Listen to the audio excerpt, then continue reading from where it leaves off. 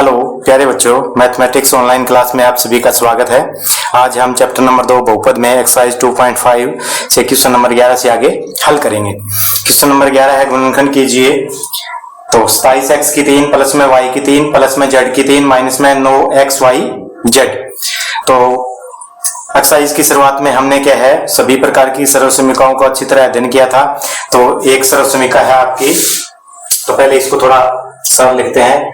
इसको लिख सकते हैं 3x पूरे की 3। अब इसको 3 किया 9 27 हो जाएगा, प्लस में y की 3 सेम, प्लस में z की 3 सेम, माइनस में 3 गुणा में 3x गुणा में y गुणा में z, 3xyz हो गया। x की जगह 3x है, बस इतना अंतर है। अब सर्वसमीका देखते हैं।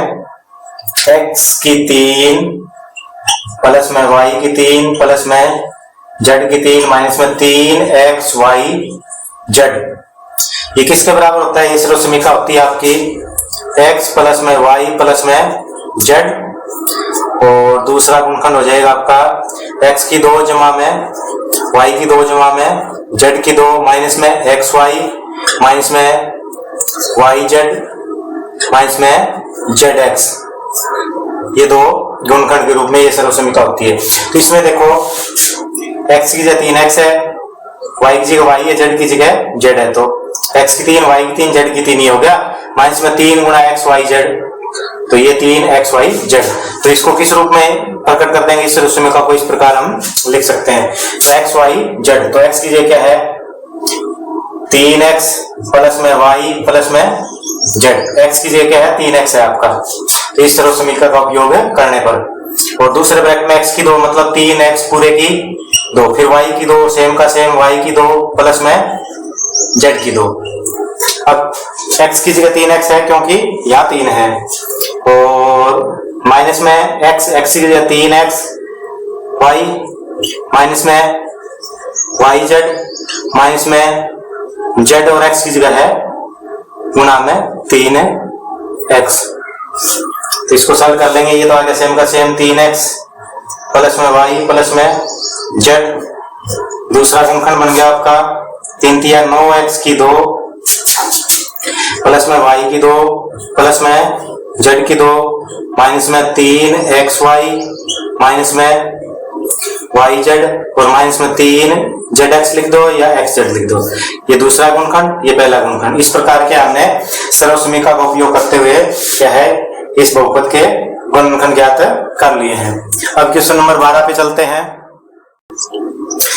क्वेश्चन नंबर 12 है x की 3 y की 3 z की 3 माइनस 3xyz।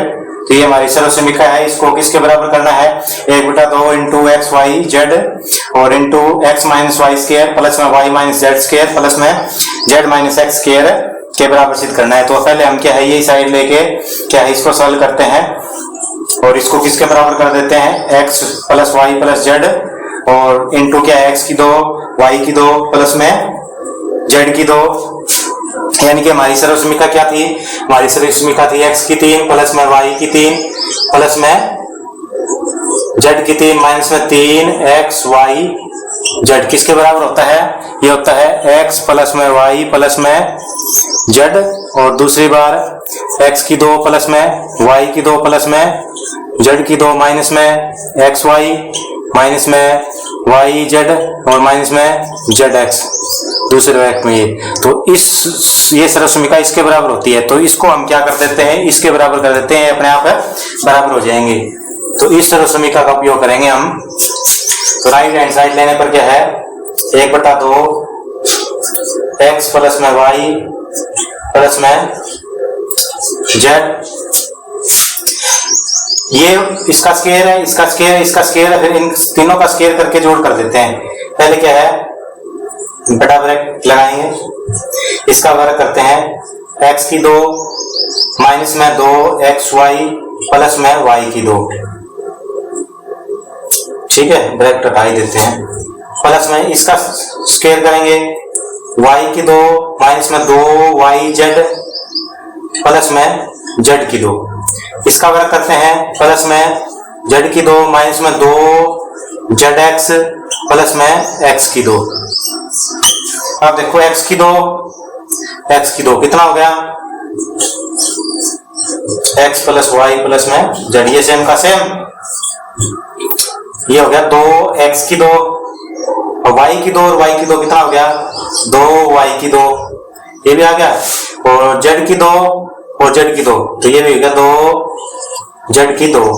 अब क्या है 2xy 2yz और 2zx, 2xy माइनस में 2yz माइनस में 2zx।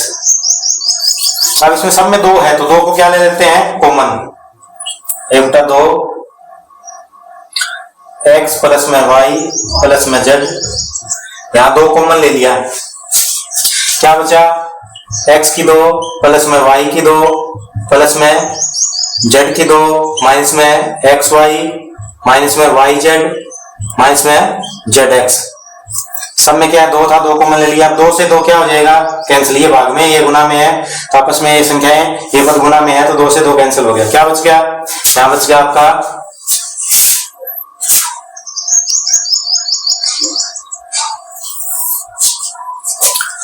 बराबर बच गया x प्लस में y प्लस में z, और दूसरे गुणनखंड में बच गया x की 2 प्लस में y की 2 प्लस में z की 2 माइनस में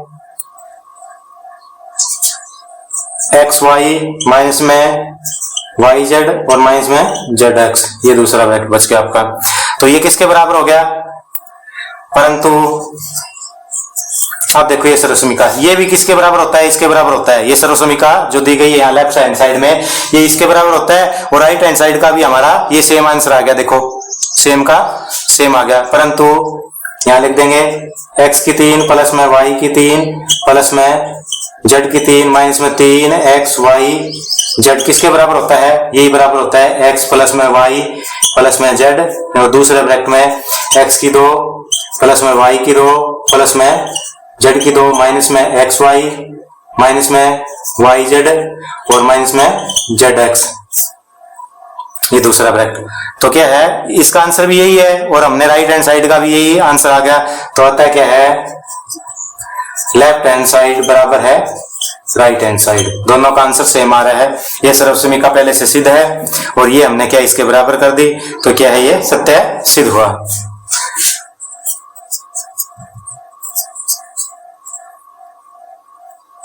सत्य सत्यापित हुआ, तो ये प्रश्न हमारा सत्यापित हो चुका है।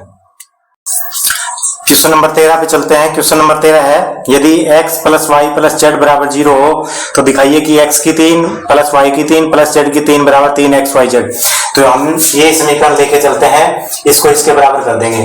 तो हमारा समीकरण x प्लस में वाई प्लस में जेड बराबर 0 ये दिया है, ये बात दे रखी है। अब इसमें से हम क्या करते हैं x प्लस वाई बराबर जेड को 0 की तरफ ले आए तो किस चीज का हो गया माइनस का हो जाएगा, 0 माइनस जेड, तो यानी कि माइनस जेड ही लिख देते हैं। अब क्या करेंगे दोनों तरफ घन करने पर, क्योंकि यहां में क्या है x की 3 और y की 3 जेड की 3 आना चाहिए, तो इसका क्या करेंगे दोनों तरफ घन करने पर, घन का मतलब शक्ति 3 x प्लस में y पूरे की 3 बराबर या माइनस जेड पूरे की 3। तो दोनों तरफ एक जैसी संख्या से गुना कर देंगे, एक जैसी संख्या से भाग कर देंगे, दोनों तरफ क्या घन कर देंगे तो कोई फर्क नहीं पड़ेगा समीकरण के ऊपर। तो हमने क्या दोनों का घन कर दिया। घन क्यों किया, क्योंकि हमें क्या है x की 3 y की 3 z की 3 इसके इक्वल करना है, तो क्या है घन करने पर ये इक्वल हो सकता है, इसलिए क्या है घन कर दिया। अब ये आपकी सर्वसमीका कैसे हल होगी, a x प्लस वाई की 3, तो x की 3 प्लस में y की 3 प्लस में 3xy और ब्रैकेट में x प्लस में y, ये सरल होगी आपकी, ये इस तरह सरल होगी। बराबर माइनस जेड की 3 है तो माइनस जेड की 3 आ जाएगी, क्योंकि 3 बार गुणा करेंगे तो माइनस का माइनस में आएगा। आगे इसको सरल करते हैं, x की 3 प्लस में y की 3 प्लस में 3xy, यहाँ x प्लस y है तो इसकी गुणा नहीं करनी है। यहाँ ये देखो x प्लस वाई की वैल्यू कितनी है माइनस जेड है, तो यहाँ x प्लस वाई दिखाई दी है, यहाँ क्या कर देंगे माइनस का जेड भर देंगे, इनके साथ माइनस जेड की गुणा हो जाएगी। बराबर क्या आ जाएगा माइनस जेड की 3 सेम का सेम। ये x प्लस वाई की वैल्यू यहाँ कितनी आई थी जेड आई थी, यहाँ वैल्यू x प्लस वाई की माइनस जेड भर दिया। तो x की 3 प्लस में y की 3 इसकी माइनस जेड से गुणा करें, किसमें आएगा माइनस में, एक्स वाई और जेड क्या आ जाएंगे 3x y और जेड आ जाएगा बराबर माइनस जेड की 3। अब क्या करेंगे, इसको चेक करो, इसमें x की 3 y की 3 z की 3 एक तरफ है, 3x y z एक तरफ है। ये काम करेंगे, इसमें x की 3 प्लस में y की 3 z की 3 को इस तरफ लेके आए, किस चीज का हो गया, जमा का हो गया, और 3x y z को दूसरी तरफ लेके गए, बराबर से क्या हो गया, तो जमा का होगा 3x y z। मिलान करो, यही सिद्ध करना था, यही सिद्ध करना था।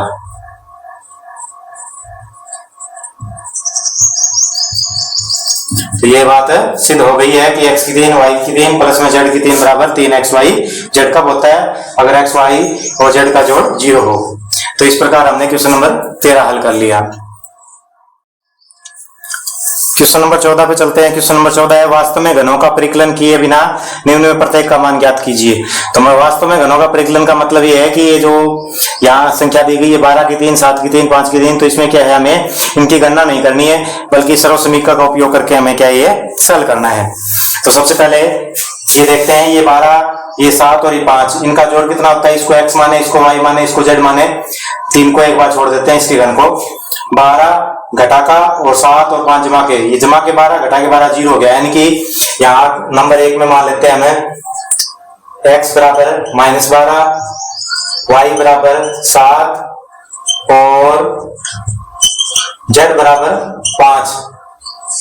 तब x प्लस में y प्लस में z बराबर घटा का 12 जमा का 7 जमा का 5, कितना आया, 7 5 12 और घटा 12 0 हो गया। यानी पिछले क्वेश्चन में हमने क्या है, एक सर्वसमीकरण का उपयोग की थी, क्या की थी कि यदि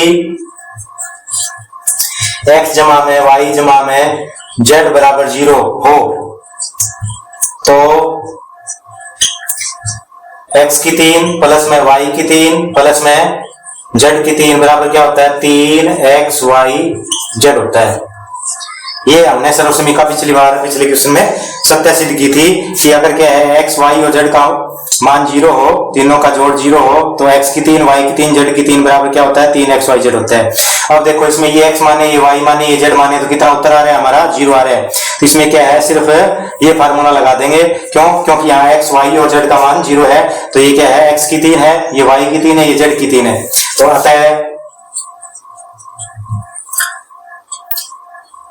अतः यहाँ यानी कि कितना है हमारा, -12 की 3 प्लस में 7 की 3 प्लस में 5 की 3 बराबर क्या आ जाएगा, 3 गुणा में -12 गुणा में y है आपका 7 गुणा में और z है आपका 5, 3x y z के बराबर हो जाएगा ये। तो कितने इसकी गुणा कर लेंगे, 12 3 36, 36 की और 7 5 35 की, 12 3 36 और 7 5 35 की गुणा कर लेंगे और आंसर आएगा हमारा घटा में, क्यों, क्योंकि एक संख्या घटा की है। 5 6 के 30, 3 5 3 15 और 3 18 गुणा में 3 6 18, 1 3 3 और 1 10, 0 8 8 16 2 1 1260 माइनस का ये आपका आंसर आ चुका है। 2 में देखते हैं 28 की 3 प्लस में -15 की 3 प्लस में -13 की 3। अब इसमें यहाँ x बराबर क्या 28, y बराबर -15 और z बराबर -13 ले लेते हैं। तब x प्लस में y प्लस में z कितना आया, 28 माइनस में 15 माइनस में 13, 13 15 28 और घटा 28 क्या हो गया आपका 0। तो x plus y plus z का मान 0 आ रहा है, तो क्या हो जाएगा, x की 3 प्लस में y की 3 प्लस में z की 3 बराबर क्या हो जाएगा, 3x y z हो जाएगा। तो क्या है, ये सर्वसमीकरण का उपयोग कर लेंगे, क्यों, क्योंकि इनका आंसर 0 आ रहा है। तो ये हमने सिद्ध कर लिया था क्वेश्चन नंबर 13 में कि अगर x y और z का जोड़ 0 हो तो x की 3 y की 3 और z की 3 बराबर किसके होता है, 3x y z के बराबर होता है। तो हमारा है 28 की 3 जमा में -15 की 3 जमा में -13 की 3 बराबर हो जाएगा 3 गुणा में x की वैल्यू कितनी है 28 गुणा में y की वैल्यू है -15 गुना में z की वैल्यू है -13। इसको सॉल्व कर लो। तो क्या है, पहले क्या 3 और 28 की गुना करते हैं, उसको फिर क्या है पहले 15 और 3 की गुना कर लेते हैं। 15 3 45, 45 को 13 से गुना करते हैं, 45 को 13 से, 13 पंजे 65, 6 13 चौके 52 और 6 58। अब इसको कितने से गुना करते हैं, इसकी गुना 45, 45 को 13 से गुना करिए आ गया। अब बच गया 28, 28 से और गुना कर लेते हैं। 8 पंजे 40, 4 8 2 64, 4 68, 6 8 5 40 और 6 46 और गुना हम 2 से करेंगे, 2 पंजे 10, 8 दूनी 16, 1 17, 5 दूनी 10, 1 11। तो ये आ गया आपका 0 8 6 7 13 6 1 16,380। ये एक संख्या माइनस, दूसरी संख्या माइनस, माइनस माइनस क्या हो जाएंगे आपके, ये आ जाएंगे प्लस के 16,380 आपका आंसर आ चुका है। तो इस प्रकार क्या है, हम इस सर्वसमीकरण का उपयोग करके क्या है इनको सॉल्व कर सकते हैं, क्योंकि इसमें लिखा गया है कि घनों का परिकलन किए बिना इसका मान ज्ञात करना है। तो इसके लिए हम सर्वसमीकरण का उपयोग करेंगे। कौन सी, x की 3 प्लस y की 3 प्लस z की 3 बराबर 3 x y z होता है। कब होता है, जब x y और z की वैल्यू 0 आती हो। क्वेश्चन नंबर 15 देखते हैं। नीचे दिए गए आयतों जिनमें क्या है उनके क्षेत्रफल दिए गए हैं, प्रत्येक की लंबाई और चौड़ाई के लिए संभव व्यंजक दीजिए। तो ये आयत के क्षेत्रफल दिए गए हैं, ये आयत का क्षेत्रफल है और ये भी आयत का क्षेत्रफल है।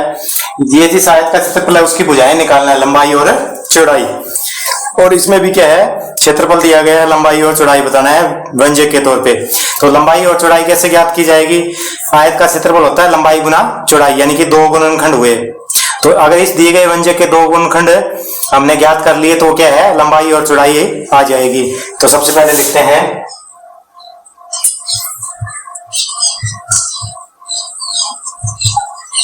क्षेत्रफल है आपका 25, a की 2 माइनस में 35, a प्लस में 12। तो आपका आयत का क्षेत्रफल क्या होता है, आयत का क्षेत्रफल होता है आपका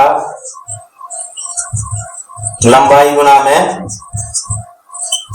चौड़ाई। तो आयत का क्षेत्रफल है आपका 25, a की 2 माइनस में 35, a प्लस में 12।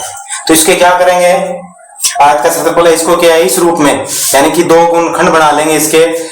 तो एक गुणनखंड लंबाई को प्रकट करेगा, दूसरा चौड़ाई को। गुणनखंड ये एक क्या है, द्विघात बहुपद है। द्विघात बहुपद में गुणनखंड करने का आपका क्या तरीका बताया गया था कि बीच वाले पद कैसे टुकड़े करो कि गुना तो करें क्या है। तो इसमें क्या आ जाएगा, यहाँ a बराबर है 25, b बराबर है -35 और c बराबर है आपका 12। गुना करें तो कितने आने चाहिए, गुना ac आनी चाहिए आपकी 12 पंजे 60, 12 दूनी 24 और 6 30, गुना तो 300 आनी चाहिए। और क्या है, जोड़ कितना आना चाहिए, जोड़ घटा का 35 आना चाहिए, जोड़ घटा का 35। तो इसका मतलब दोनों टुकड़े किस चीज के बनेंगे, घटा घटा के बनेंगे। तो 20 और 15, पहला टुकड़ा क्या बन गया 20 और 15, क्योंकि 20 गुना 15 करेंगे, घटा का 20 और घटा का 15, तो जोड़ तो हो जाएगा घटा का 35 और गुना क्या आ जाएगी आपकी, गुना आ जाएगी 15 दूनी 30, 300 आ जाएगी। तो क्या है, तो इसको गुणनखंड करने के लिए बीच वाले पद के टुकड़े कर लिए हमने। तो इसको लिखेंगे 25, a की 2 माइनस में 20a और माइनस में 15a। तो 35a हो गया, घटा के और गुना होगी इसकी 300 प्लस में 12। इसमें क्या कॉमन आ सकता है, पहले 2 पदों में 5 कॉमन आ सकता है, a कॉमन आ सकता है। तो यहाँ क्या बचेगा 5 5 25 होता है, 5 की गुना करेंगे 25 हो जाए, यानी 5 कॉमन आ गया। और a की 2 में से a ले लिया, a बच गया, यानी कि इसकी गुना करेंगे सेम का सेम बन गया 5 5 25 और a की 2। अब क्या 20 में से 5 ले लिया तो 4 बच गया, a ले लिया तो कुछ नहीं बचा a की जगह, यानी कि इसकी गुना करेंगे सेम का सेम यही आ गया। इसमें क्या कॉमन आ सकता है, इसमें क्या है 3 कॉमन आ सकता है, 15 और 12 में 3 से भाग होते हैं ये दोनों, तो 3 कॉमन आ सकता है, केवल 3 से भाग करें क्या आ जाएगा 5 और a का a आ गया, क्योंकि a कॉमन लिया। अब माइनस कॉमन लिया तो अंदर क्या आ जाएगा, निशान चेंज हो जाएंगे, प्लस था तो माइनस का हो गया, ये माइनस था प्लस में हो गया। तो 12 को 3 से भाग किया कितना आ गया 4, यानी कि ये पद और ये पद बराबर आएंगे। अब पूरे में क्या कॉमन आ जाएगा 5a माइनस 4 कॉमन आ जाएगा आपका, अंदर क्या बचा 5a माइनस में 3। तो ये क्या है, दिए गए क्या है आयत के क्षेत्रफल के क्या है लंबाई और चौड़ाई क्या है के व्यंजक आ गए। ये क्या है, लंबाई होगी, ये चौड़ाई होगी। तो क्या है, इस प्रकार हम क्या है, दिए गए जो क्षेत्रफल है उसको क्या है, लंबाई और चौड़ाई व्यंजकों में प्रकट कर सकते हैं, तो गुणनखंड के माध्यम से। अब इसका पार्ट नंबर 2 करते हैं इसी विधि से।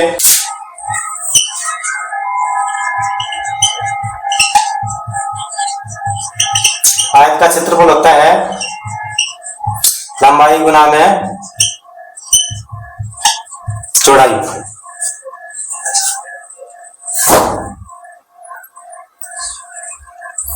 आयत का क्षेत्रफल होता है लंबाई गुना चौड़ाई। तो आयत का क्षेत्रफल कितना है अपना, आयत का क्षेत्रफल है 35 वाई की 2 प्लस में 13 वाई माइनस में 12।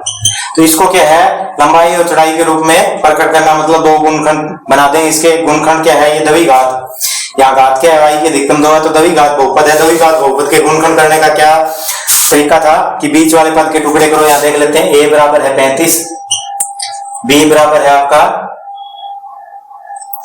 13 और c बराबर है -12। तो गुना कितने आनी चाहिए, ac बराबर आनी चाहिए घटा की 12 पंजे 60 और 12 तिये 12 पंजे 60, 12 तिये 36 और 6 42। तो गुना तो की जाए तो 420 आना चाहिए, और क्या है, जोड़ है वो जमा खातिर आना चाहिए। गुणा घटा के, इसका मतलब इस पहला जो टुकड़ा है बीच वाले पद का वो जमा कर, दूसरा घटा का बनेगा। इनकी गुणा करेंगे तो घटा में आ जाएगा, जोड़ करेंगे तो जमा में आएगा। तो ऐसा टुकड़ा देखो, इसकी गुणा 420 आए, 28 और 15, 28 जमा का 15 घटा का, तो इसका जोड़ आया आपका 13 और गुणा कितनी आई 15 8 120, 15 और 12 15 29 और 12 420। तो पहला टुकड़ा आपका बनेगा जमा का 28, दूसरा बनेगा घटा का 15, जोड़ करेंगे तो जमा का 13 बच गया, गुना करेंगे तो इसकी कितनी होगी 15 8 120, 0 हासिल लगी 12, 15 दूनी 30 और 12 42, 420 होगी माइनस की। तो इस प्रकार क्या है, 28 और 15 टुकड़े बने। तो 35 वाई की 2 प्लस में 28 वाई माइनस का 15 वाई माइनस का 12। अब इन दोनों में क्या कॉमन आ सकता है, 7 कॉमन आ सकता है। 7 5 35 और 7 चौक 28, दोनों में 7 कॉमन है। तो 7 और वाई कॉमन ले लिया, 7 से भाग किया 35 को 5 और वाई बच गया, वाई वाई वाई की 2, 7 5 35 हो गया। अब प्लस 28 को 7 से भाग किया 4 और वाई कॉमन ले लिया। अब माइनस से माइनस है तो माइनस कॉमन आएगा, 12 और 15 में 3 कॉमन आ सकता है, 3 5 15, 3 चौके 12 और क्या है 3 से भाग किया तो 5 आ गया। वाई माइनस कॉमन ले लिया तो अंदर वाला किस चीज का, ये भी जमा हो जाएगा, ये भी जमा हो जाएगा क्योंकि बाहर घटा ले ली। तो 3 चौके 12, यानी कि ये गुणनखंड बराबर आएगा, इसमें कॉमन ले लेंगे। 5 वाई प्लस में 4 पूरे में कॉमन आ गया, क्या बचा ये और ये ले लेने के बाद ये बच गया 7 वाई माइनस में 3। तो ये दो गुणनखंड बन गए आपके। ये दो गुणनखंड क्या होंगे, एक है दिए गए आयत की लंबाई चौड़ाई होगी, अतः संभव लंबाई चौड़ाई के व्यंजक, अतः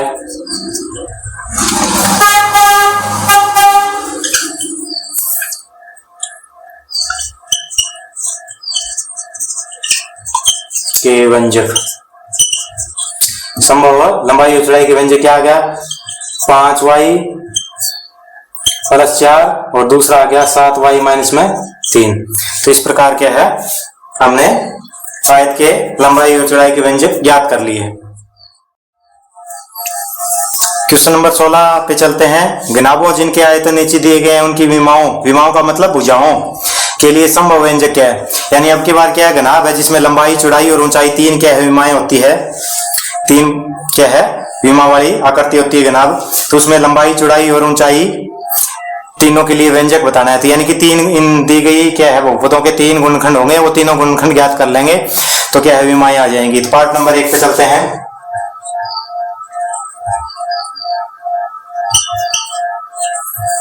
घनाभ का आयतन,